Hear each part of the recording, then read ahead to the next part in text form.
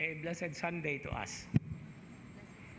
Kasi baigon mo nga, blessed gihapon na Padre pagkadaghan atong trabaho onon. Anyway, it's always a good thing to be able to see, okay, how things have been turned upside down, but then we are still here. We're the ones to really keep it all in order, of course, in our own pace. Now, what is so interesting as a starting point for our reflection today is coming from this gospel reading, which is only found in Luke. And in fact, if we are regular or if we are devotees to the Holy Rosary, this is one of the joyful mysteries, okay, the visitation. But what is at the very heart of this visitation is what I constantly, every time this gospel reading is used, what I constantly focus on, two levels of explosions. So, mura pong bagyo no, explosions. There are two levels of interactions. The first level is seen from the two women actually meeting each other, encountering each other. And it is through this encounter that explosions of words are actually being interchanged. Okay, the Blessed Virgin Mary's words are not yet found in today's scope of the reading, but the words that Elizabeth actually cried out in a loud voice forms what we call part of the first section of the first part of the Hail Mary. No? Oh no, it's the second part, sorry. Hail Mary, full of grace, the Lord is with you. That is from the angel. And today's gospel reading provides us with the second part. Blessed are you among women, and blessed is the fruit of your womb. And it is through this explosion of expressions that we are constantly reminded that God's coming into our lives, and it is through the agency or through the instrumentality of the Blessed Virgin Mary visiting her cousin Elizabeth to serve during her first trimester. No? And I know that those who are mothers, you know what it means to be in your first trimester of pregnancy. Ang unang tulo ka buwan sa inyong pagsabak, nganuman, that is the most critical, correct me if I am wrong, and that is also the time when you crave, when you become like queens, no? Gusto kong saging, gusto kong mangga, gusto kong lansunis, di ba? So the wife commands to the husband or to anybody kay nag-craving lagi. But what happened to the Blessed Virgin Mary? Instead of enjoying this, she went to her cousin Elizabeth to serve her.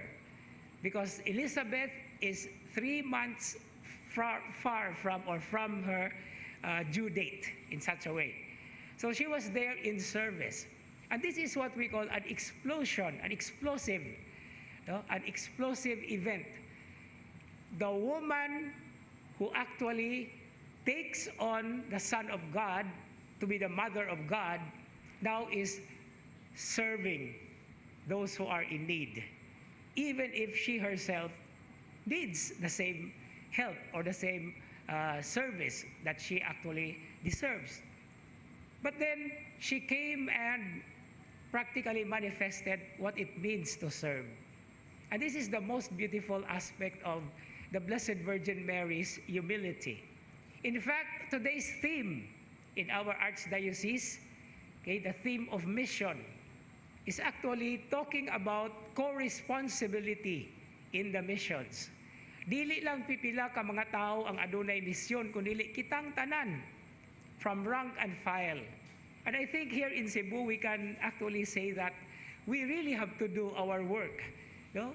Kay di lang ta magpatawhay lang dito, yang uban na patrabaho. No? We have to do it. No? Ako gani sakit kaya ako likod kay paglimpyo sa, di ba? Because this is part and parcel of what it means to be on a mission. But then, there are certain things that we also have to acknowledge. That this is not for our own sake. This is not for our own selves. This is also for the sake of others. And that is what the mission is all about. And the Blessed Virgin Mary has herself established that. Despite her trimester in her pregnancy, where she needs help Kay first time pagod siya nga nagmabdos, no? But she gave herself in order to serve her cousin Elizabeth, who by the way was also old and for the first time mabdosan.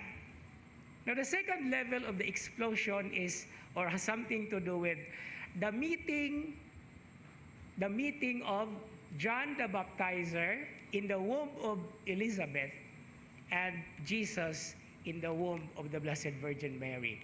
And what is the significance of this explosion?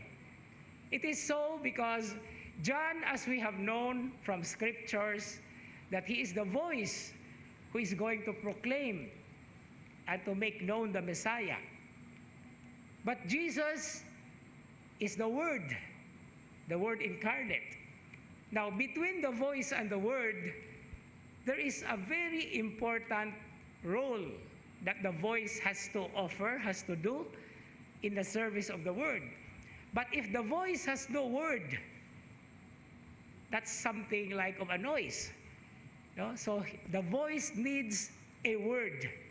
And it is now here in the encounter of Mama Mary and Elizabeth, there is now the fusion of the word with the voice, of the voice with the word. So that whatever John will be proclaiming later on in his life, in his ministry, in his mission to make known the Messiah, the words are so clear. Because the word himself is actually fused into the voice. And I'd like to fast forward about this beautiful encounter. We will be hearing this in the coming gospel, in the coming days, about the time when John the Baptizer will be baptized, when John will be baptized. And they were talking about what name they could give to John. And it was Zechariah, who was already muted for 9 months. He decided, he has the last word, and he said his name shall be John. And when he said that, when he wrote that on the tablet, his tongue was loosened, and he started speaking. The muted one was able to speak out, but speaking out not just with a voice, but with a word, with the words. And so we have the hymn or the canticle of Zechariah, blessing God for the many wonderful things He has done in the lives of the people, of the chosen people, and also of our lives. And that is also supposed to be what we have to redirect our lives. We cannot simply say nga magpasalamat ta tungod kay naay bagyo nga Odette. Isa mong ko'y magpasalamat, ana. No? But there are things that we have to look deep into our lives. And I was sharing right before the Mass ni ko nga, kung di pa tungod ni Odette, di ko makahinumdum nga pagkadaghan ay na akong basura sa akong kwarto that I have to throw. So, si Odette rag yun nakapahimo og final decision sa ako ang mga ingon-ana. No?